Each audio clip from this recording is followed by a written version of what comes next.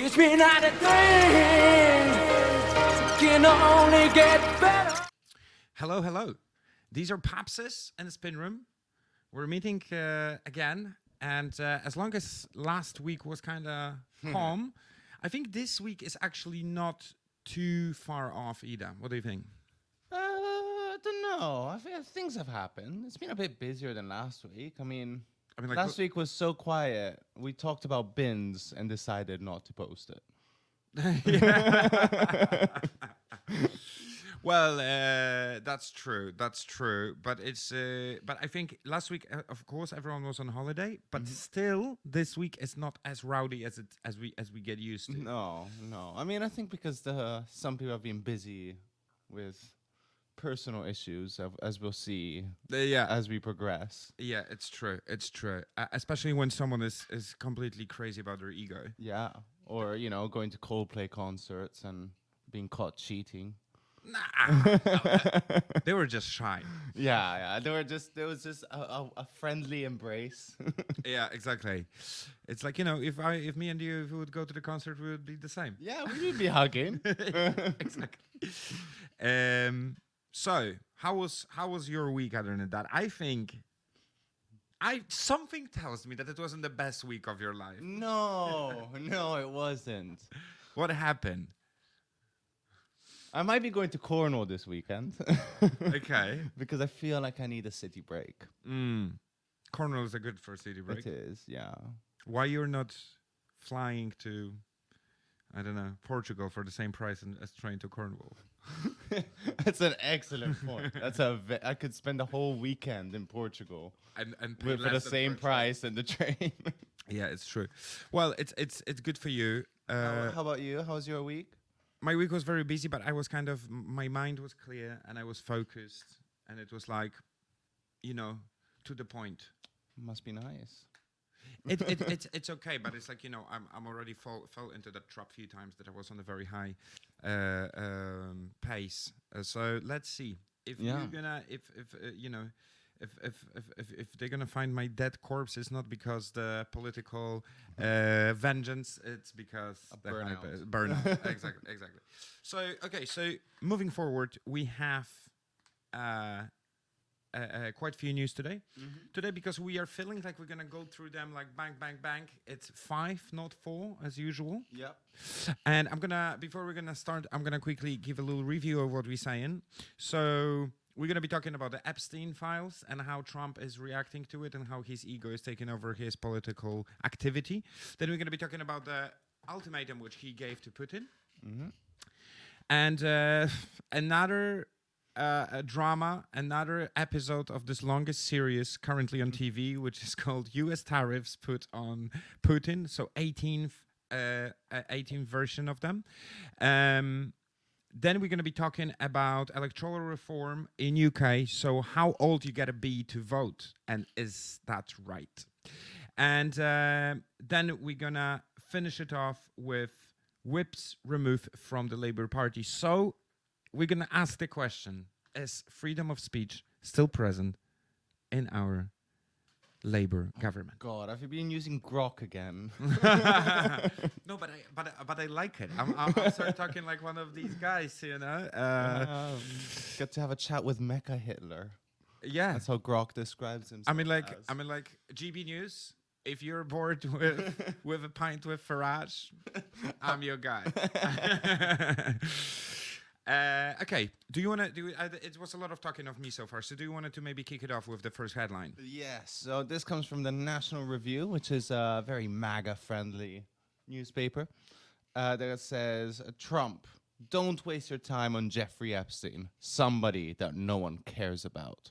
And then the Wall Street Journal, which is going to be in the center of that story, and you will hear why in a minute. Jeffrey Epstein's friends sent him boldly letters for a 50th birthday album, and one was from Donald Trump. Yes. So Trump got himself into a bit of a pickle. Yeah. Because for some reason, I mean, okay, let's start from the offset. Do we think Trump is in the files? Do we have any indications that he's not? It's a very good point. I mean, apart from the thousands of pictures of them together. I mean, like, look, there is the whole story of, like, how many people are saying that he's in his files. So we have Musk, which during his absolute opposition, saying that he's not making them open to public because he is a part of them. I mean, Trump. He means Trump, right? We have quite few infamous pictures of him with Epstein. Then we have a quote which I found right now. Sorry, I'm just going to read from my phone because it's just easier. When he's saying, what he's saying, he's a lot of fun to be with. It's even said that he likes beautiful women as much as I do, and many of them are on the younger side. On the younger side. I mean, like, come on! And he said it in 2003. He didn't even think that he might be ever a politician at that time. I think so. So, given this question, like I think we both agree here that he's most likely in the files. He took a trip to the island, snorkeling maybe, amongst other activities. Mm-hmm. Why did he campaign so much about releasing the Epstein Files? Because I think that was something which was shutting the mouth of Democrats at that time. Okay. And it was the same way. Why he was saying that he's gonna finish the Ukrainian crisis in 24 hours? Because it sells good. Yeah. Because no one is bold enough to claim to do something so undoable. Because this week Trump has now changed the whole story, saying that the Epstein Files don't exist. I mean, even if they do exist, the Democrats invented this list. Even though it might include some Democrats, but it's all a hoax. Yeah. So if it involves Democrats, it's real. If not, It it's a hoax. Yeah. So now going to this story, because that story is not even about him being on the list or not. It's more about that the Wall Street Journal wrote that on the front page, saying that he definitely is, and he, all these allegations, and he wrote this bold letter and stuff. So right now, what he's doing, he's saying, I'm gonna sue the guy. I don't remember his name, to be honest. The owner of the Wall Street Journal, one of three founders. By the way, one of them is Bezos. One of them is Bezos. Yeah. Someone doesn't. Okay. So I didn't even know that. So so he's saying, I'm gonna sue them. Now, I would bet, will he sue the journal or not? What do you think? Well, it's the whole thing about what I was talking to you a few weeks ago, because we did mention the Epstein Files a few episodes ago, and it's when Musk and the divorce. I said, if Trump sues for libel, then it means that he's not on the list, because you can only sue for libel and defamation if what is said is untrue. But now, this comes as of Friday the 18th.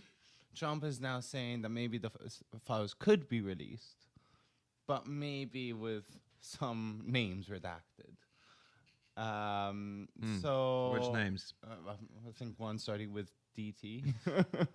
Right. So it really depends. It depends what the files say. It depends how much is redacted. But if they sue, it cannot be for defamation, because that would mean that he's not. Yeah, exactly. So it's interesting thing is him. In my opinion, it's him reacting snappy again, not thinking the same as in 2003. He was given that quote, which I quoted before, given that comment. So yeah, I think we'll find out. But I'm giving it 50-50, leaning towards he won't. And further than that, just to finish the story, Ghislaine Maxwell, because she's still going, Epstein's girlfriend. Oh yeah. Who was helping out finding these young girls. Yeah. She said that she would testify in Congress about Epstein. However, it went through a vote whether she should or not, and all the Republicans said no. The vote was 211 to 210. And what is the argumentation which is stopping them? Why would she? Because she was the closest, goddamn. So? Right. Fuck logic. Yeah. It's Republicans we're talking here. Of course there's no logic. Well, okay. Well, I like how National Review is showing here that they're not even defending Trump. They are just addressing Trump directly, saying, Trump, don't waste time. No one cares about Epstein. And I'm like, no one cares? Or maybe it's it's not the biggest political scandals over the last, I don't know. how No, many it's just every headline I've seen, every front page newspaper I've seen this week has been about Epstein and Trump. But no one talks about it. No one cares. No one talks about it. It's not like since the assassination of JFK, it's probably one of the biggest fucking offer involved Trump. Anyway, let's move forward. We're staying in US, but we're looking to Europe because it's about Trump and Putin ultimatum. And I'm going to start. CNN is saying Trump announces novel plan to send weapons to Ukraine and gives Russia the new deadline to make peace. And the BBC says that Ukrainians are unimpressed by Trump's 50-day ultimatum to Putin. And I got to say here that I'm also unimpressed. What about you? I mean, it's a big stretch from 24 hours to 7 months and 50 days. That's just a detail. just you know how you're taking a nap, you plan for 20 minutes, and then it's suddenly 7 months? Yeah. I know all about that. But also, why so long? Because with the Iran war, 12 days. Okay, Gaza is still building the architecture for the Trump Hotel in Gaza. So, I don't know, that takes a bit of time. But why 50 days? I'm going to tell you, in my opinion, why. Okay. Because he wants to make a deal with a Trump saying, behind the closed doors, saying, I'm going to go on whatever you want if you're going to do it in 30 days. So then I can say that when I'm saying 50 days, it's done in 30. Okay. Because whatever, like right now, what he's facing is, whenever he's going to stop the war, there are always going to be people saying, hey, you stopped the war, but it's been 7 months and 50 days, not 24 hours. Yeah. So no matter what he's going to do, he's always going to be bombarded. While if he said 50 days, it's going to be taken quicker. It's my opinion. I mean, is this another Taco Tuesday, though? Like, he says 50 days, but then he chickens out? Maybe. I mean, like, I wouldn't blame Taco Tuesdays because it's such a good thing. So I wouldn't stigmatize it with Trump. But I think what Wall Street Journal should do right now is sue Trump for saying 24 hours and not doing it. Yeah. Payback. Exactly. Tit for tat. Well, but you know what? At the end of the day, I'm happy. I'm happy because it's like, we talk about it a little bit, but he's going to arm Ukraine well. He's going to give them intel. Maybe that's going to make this finish for Ukraine a little bit better. But it's also something which I'm afraid of a little bit is that there is something happening there which requires time, and those 50 days going to give this time. Because I think before announcing anything like that on press, he's on a hotline with Putin, and Putin is saying, listen, I can make a peace, but I need this and that will take me a month. I'm planning, for instance, a massive drone attack at the beginning of August, which is going to move the front line, and that's where I want to make a peace, when the front line is also taking another territory. You know? Yeah, I don't know. I'm skeptical. I'll see it when I'll believe it when I see it. And also, what I'll see will need to be judged, because it's most likely going to be a band-aid, a ceasefire, or end of war where no one's happy. Yeah, I mean, like, it's definitely not going to be end of war, because we have to remember, many people forgetting about it, but Russia doesn't want Ukraine to have stable borders, because then they could apply for EU citizen as EU membership and NATO membership. So it's not going to be end of war, but it's going to be ceasefire, if anything, I think. And then, as much as we don't believe in that's this actually thing going to happen in 50 days, as much I don't believe that the next news will change anything. No. Because what's next? So this is the whole Russia, Slovakia, EU, UK, US tariffs. You know, this circle jerk of tariffs. So the story begins with this headline with the new voice of Ukraine. It says that Slovakia continues to veto EU's new Russia sanctions. But Kiev Independent says Slovakia seeks EU guarantees on Russian gas phase out ahead of sanctions deal. Reuters report. So what is happening right now is basically EU prepared a new setup of sanctions on Russia, including blocking of Nord Stream, including doing the gas prices cap even lower. But this is the thing which worries me a little bit. This is 18th edition. 17th previous editions didn't do much. Well, if you want to go really inside it, yes, it affected the citizens of Russia a bit, but it didn't affect the Russia's army and the Russia's movement on the front line. And it also didn't stop Russia from supplying most of their clients, which they had before, with their resources. So, do you think it's going to be efficient? No. I mean, I don't know. I mean, it depends. It depends. Because it's all sort of amalgamated with the previous story about this ultimatum. I do appreciate that if this ultimatum is serious, then everyone needs to put pressure on it, which includes the EU, which includes Slovakia, which includes the UK, which involves the US. I just think that if in the last, how long has it been? 4 years of Ukrainian war? No, 3.5. 3.5. 24th of February 2022. Okay. So in these 3.5 years, if those initial sanctions didn't make a difference, these ones won't either. Well, if they're not going to be drastic. And I think, because Slovakia is, hesitating from going for these sanctions. And I do not support it. I think they should, because it's more kind of global thinking if you're up for it. But the problem, in my opinion, is that they are expecting countries to join the sanctions, but they are not giving the solutions.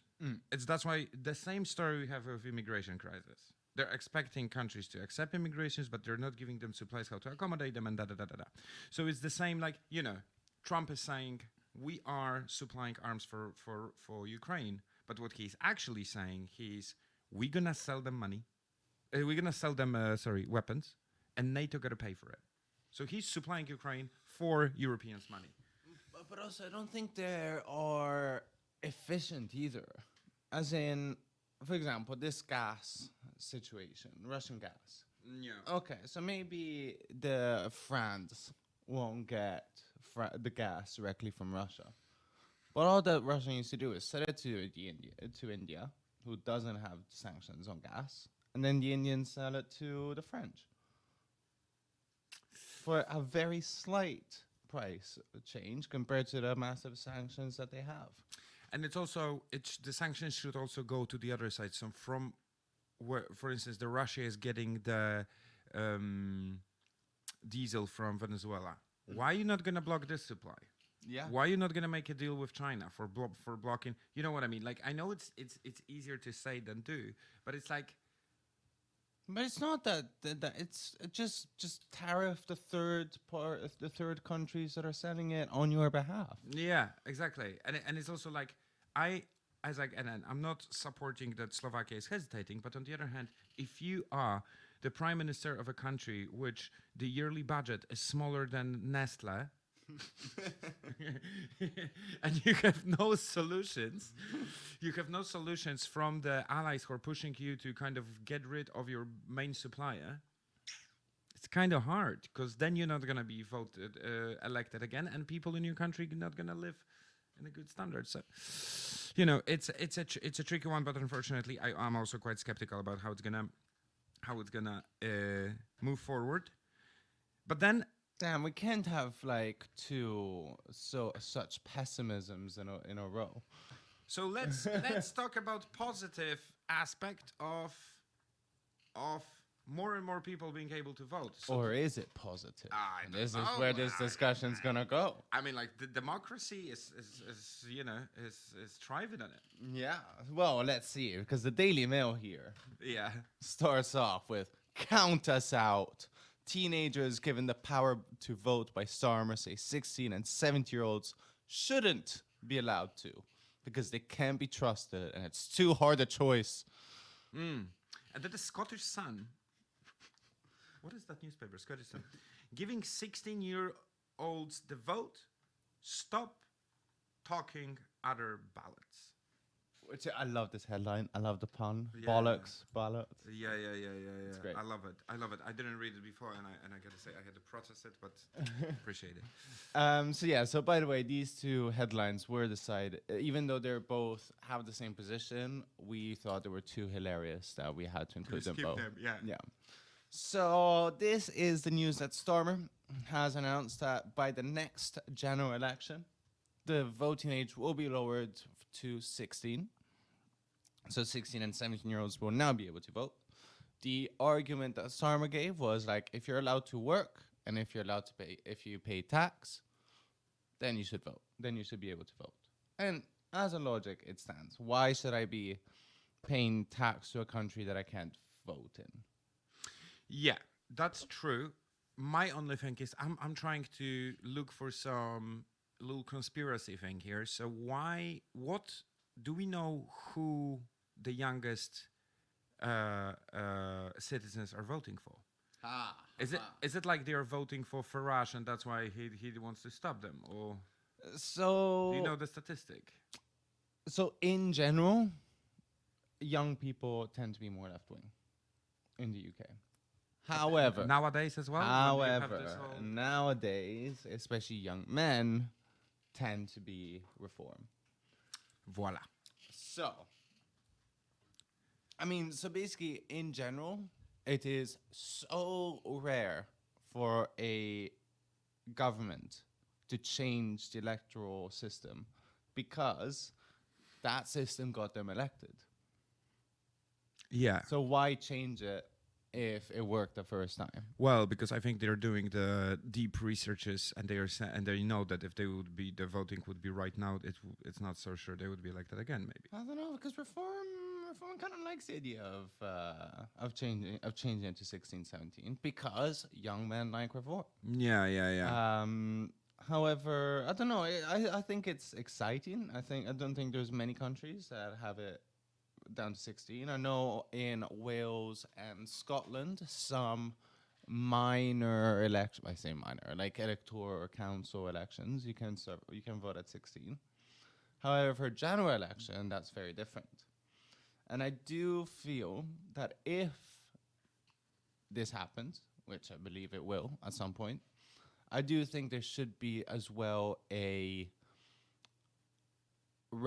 should be a reform in schools, like an education of civic duty and what it means to vote for different parties. But is it nothing like that right now?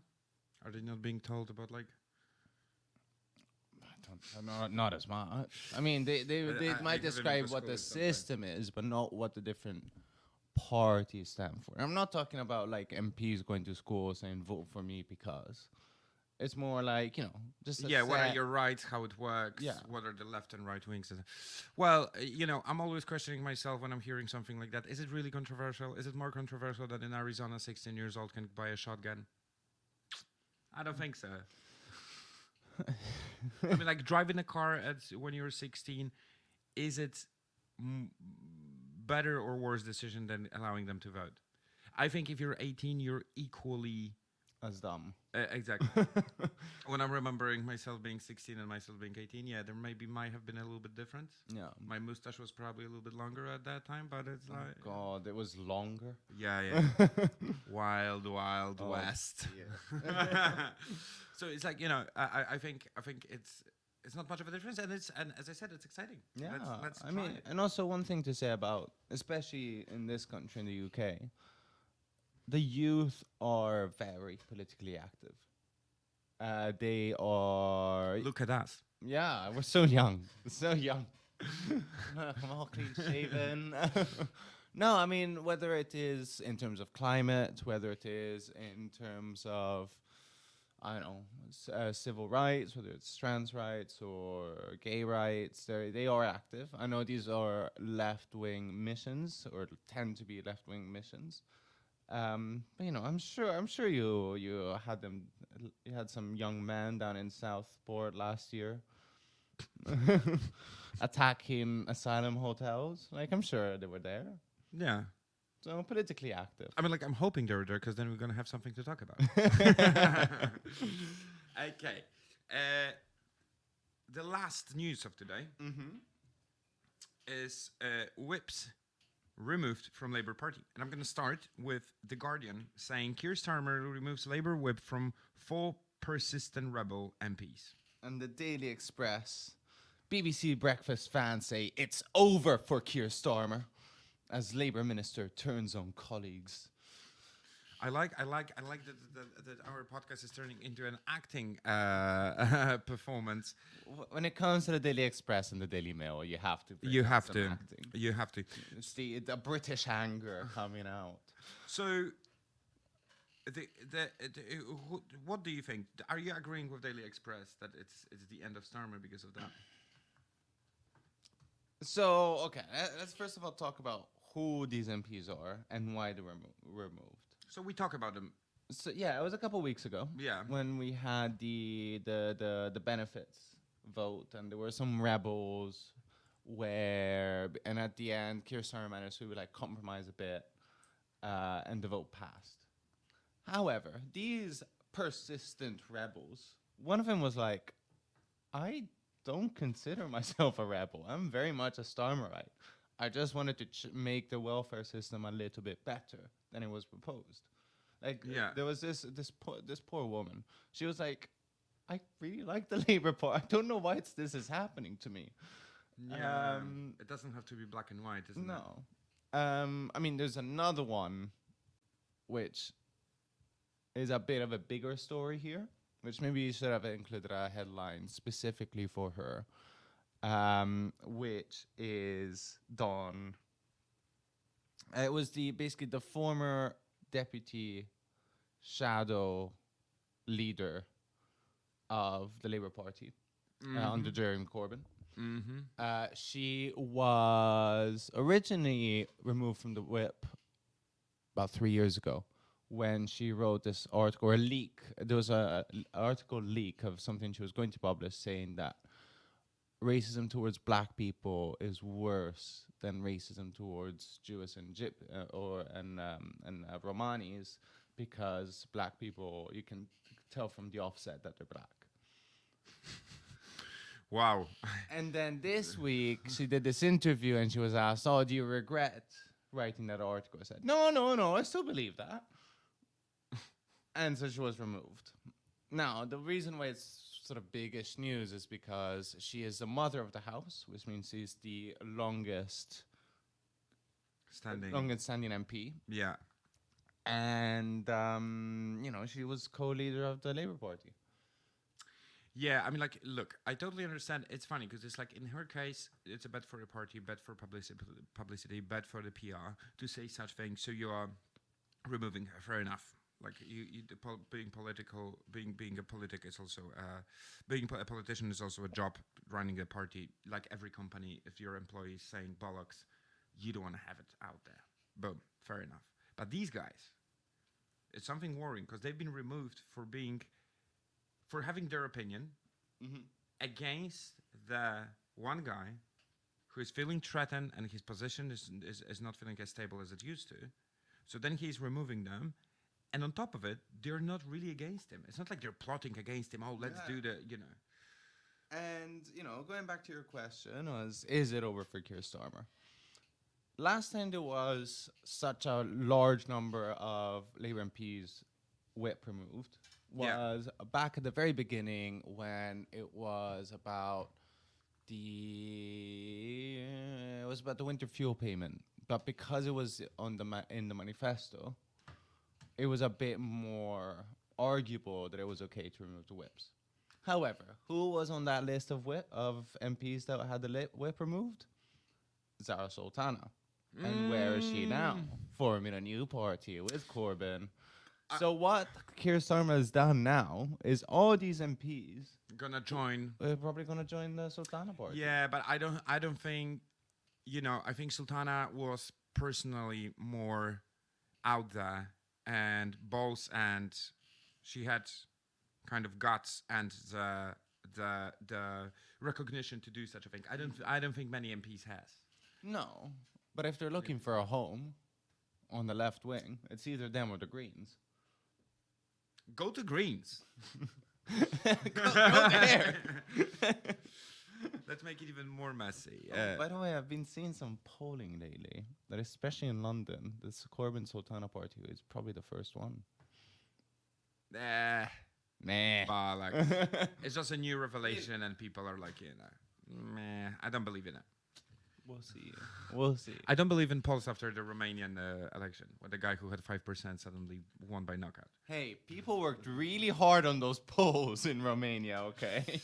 Right now, who is really deciding what is happening is TikTok. It's don't trust the polls.